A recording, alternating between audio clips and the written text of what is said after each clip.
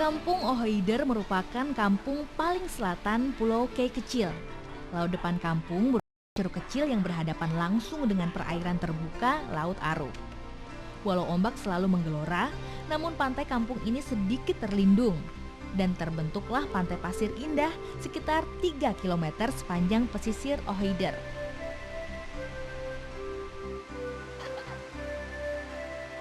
Nelayan Ohoider hidup dalam kungkungan adat dan tradisi yang kuat dalam setiap aktivitasnya.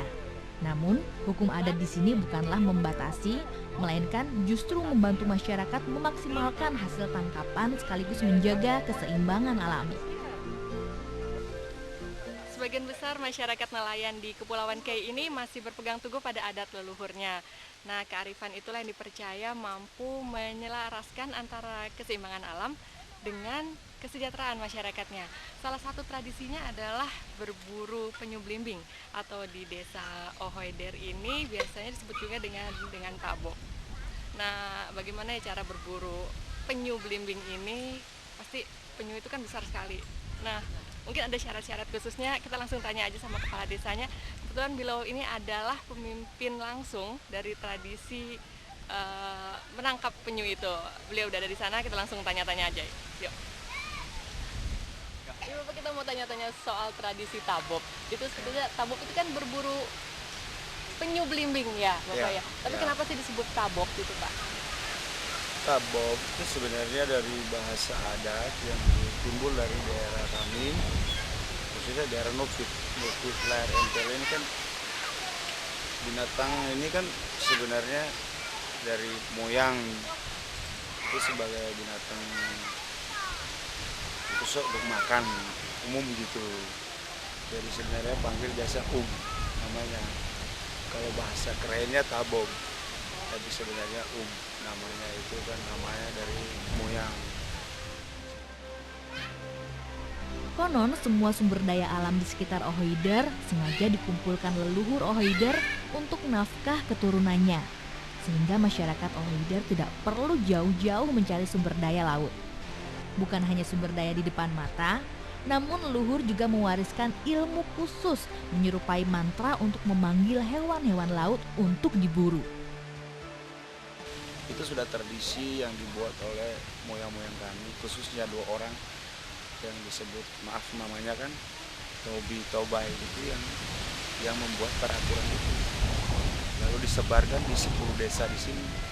Bahwa tidak boleh, yang ini nggak boleh, yang ini boleh gitu. Jadi itu sudah dari 2 moyang itu yang melaksanakan. Karena mereka yang bawa itu dari Irian gitu.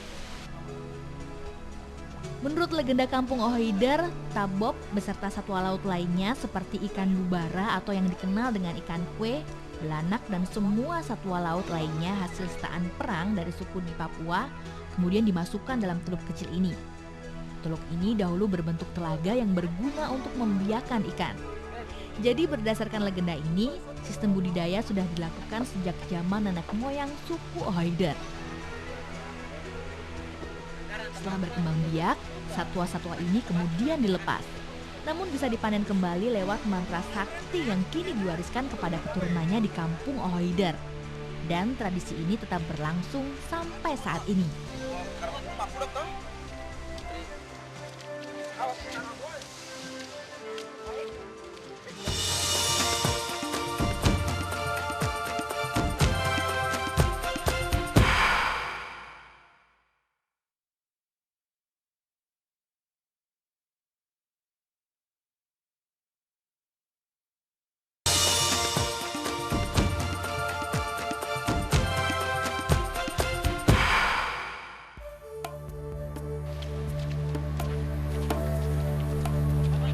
Pagi hari, pemuda-pemuda Ohoider bersiap untuk melakukan perburuan tabok. Semua perlengkapan berburu segera diangkut ke perahu tradisional K yang disebut Arambai.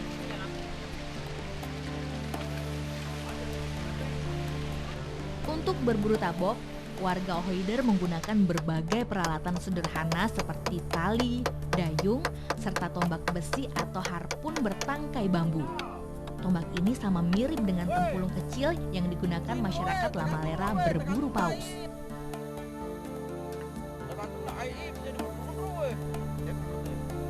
Tidak semua warga yang akan berburu tabok memiliki peralatan untuk berburu. Namun mereka yang hendak berburu bisa meminjam kepada warga lainnya dengan memberikan sebagian tertentu hasil yang diperoleh. Perburuan sendiri biasanya dilakukan 7-8 orang warga dan masing-masing memiliki tugas dan kewajiban di dalam perahu, mulai juru tikam, pendayung, serta pengemudi. Sesampai di lokasi penangkapan, di sekitar perairan Laut Banda yang tak jauh dari kampung, prosesi pemanggilan tabob dilakukan.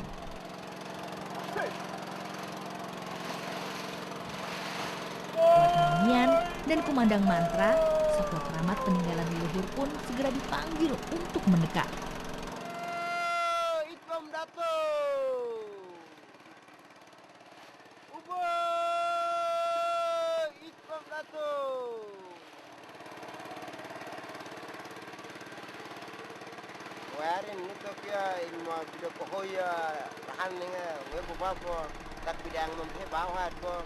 Walaupun ilmu ini diwariskan kepada semua penduduk kampung, namun tidak semua warga bisa mengamalkannya. Inti persyaratan utama pelaku harus berada dalam keadaan bersih diri. Bersih dari rasa permusuhan, iri, dengki, nafsu serakah. Tak lupa menjaga tingkah laku dan menjaga perkataan dari makian dan hinaan bila hendak berburu tabok.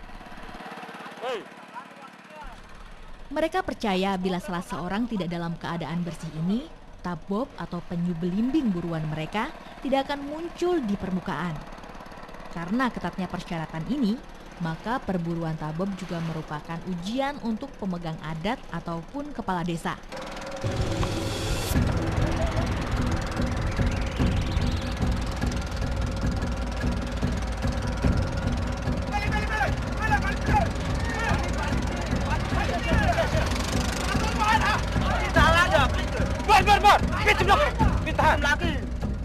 Saat tabok muncul di permukaan, pemburu segera mengarahkan perahu-perahu mereka.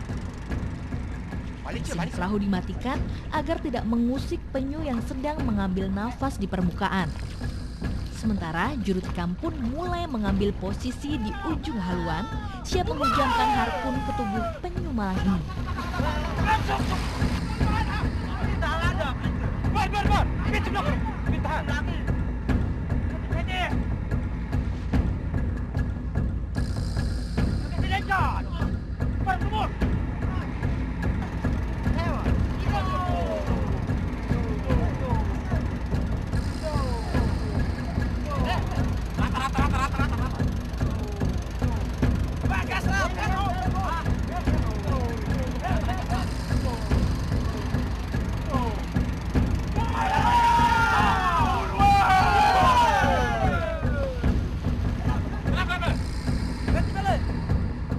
Dua tikaman menghujam tepat ke tubuh penyu belimbing.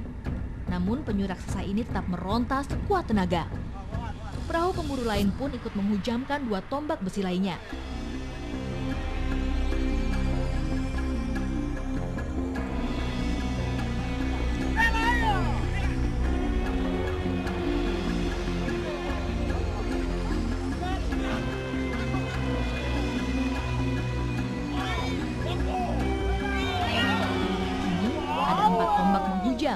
Menembus punggung penyu.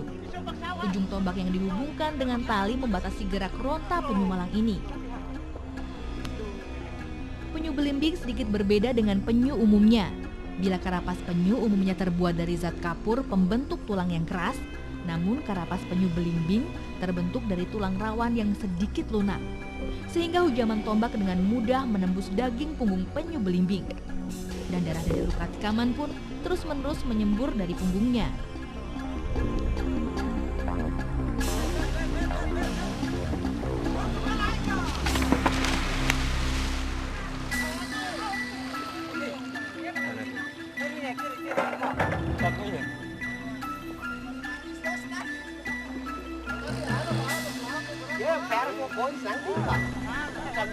Setelah gerakan penyu sedikit melemah, tali pun ditarik sehingga ruang gerak penyu semakin mengecil.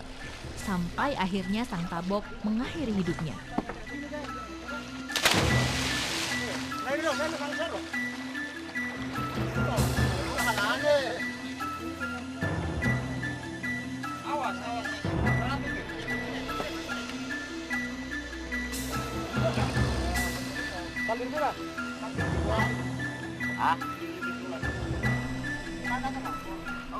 Cukup 1 atau 2 penyu dalam setiap perburuan warga Ohoider.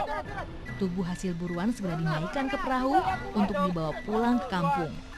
Terkadang, bila ukuran penyu melebihi perahu, maka penyu dibawa ke pantai terdekat untuk dipotong-potong terlebih dahulu.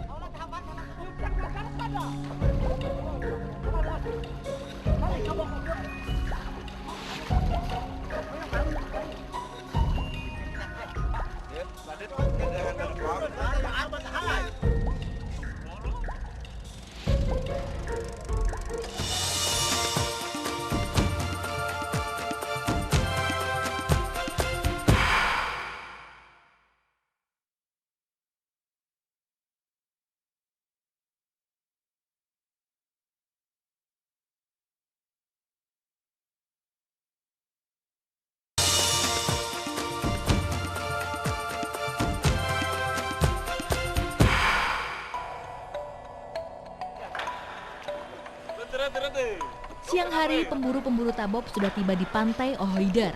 Beberapa warga menyambut kedatangan mereka sebagai pembawa rezeki warisan leluhur.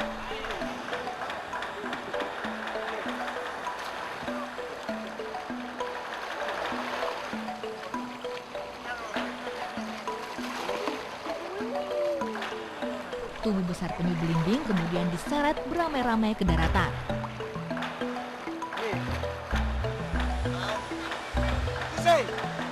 Ini dah ada. Lawe.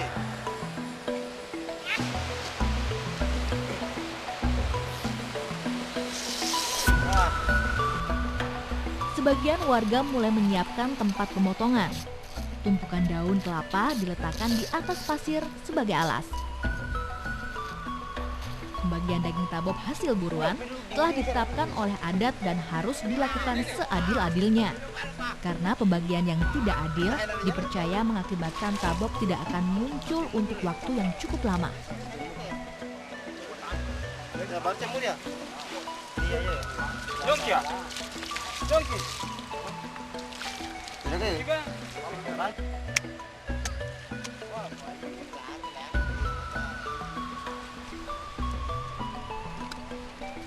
Pemotongan pertama-tama dilakukan dengan membelah tabob menjadi 2 bagian potongan vertikal dari dada sampai buntut.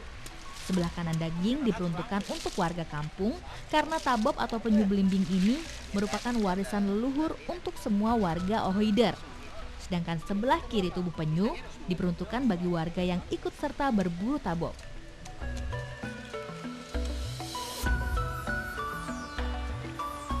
Pemilik peralatan baik dayung, tempuling atau tombak harpun, tali dan perahu juga mendapat bagian khusus.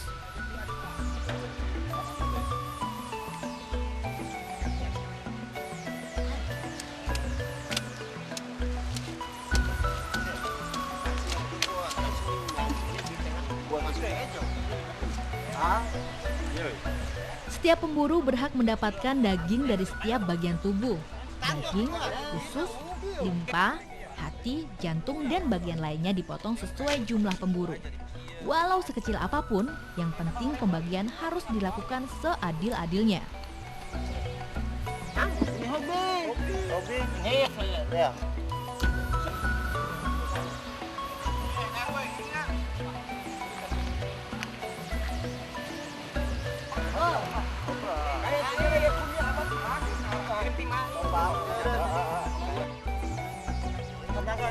Hampir semua tubuh penyu belimbing dapat dimanfaatkan oleh warga Ohoider.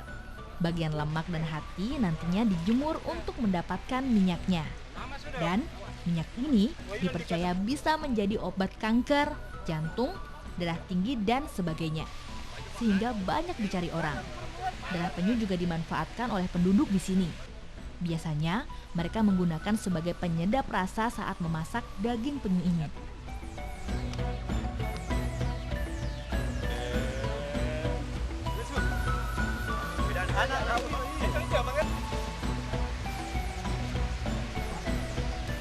Pelarangan perburuan penyu belimbing atau yang dikenal dengan tabob oleh masyarakat Ohaider sebenarnya sudah tercantum dalam peraturan pemerintah nomor 7 tahun 1999. Namun, bagi masyarakat Ohaider, perburuan ini merupakan tradisi yang telah diamanatkan leluhur. Memang dari WWF kemarin udah sampaikan kami untuk masalah perlindungan spesies-spesies seperti yang ada sekarang, seperti tabob. Tapi saya bilangin daerah kami memang ini sebagai pusaka gitu, karena mereka mengambil ini dari hasil perang. Dan ini hak milik kami. Dengan budaya kami, contohnya makan bagaimana, panggilnya bagaimana. Kalau mereka larang, memang nggak bisa. Saya memang paling menentang gitu, karena ini budaya kami. Kasihan budaya kami kalau dilarang, moyang kami bisa marah gitu. Wah, ini karena ini sudah dari dulu, bukan kami main-main buat-buat, tidak, ini dari dulu. Sampai kami sebagai generasi muda menganggap itu sebagai hal perlu kami jaga, kami hormati, dan kira-kira sampai selama-lamanya. Menjalankan tradisi berarti menjunjung tinggi budaya yang telah diwariskan, membentuk sikap dan tanggung jawab terhadap keagungan leluhur. Namun, di sisi lain menjaga kelestarian juga suatu tanggung jawab bersama demi anak cucu nantinya. Tapi haruskah masyarakat adat tradisional yang terus menjadi kambing hitam? Sementara perburuan liar besar-besaran dengan teknologi yang lebih modern tidak pernah tuntas diberantas. Terlena dalam dilema yang tak kunjung terpecahkan.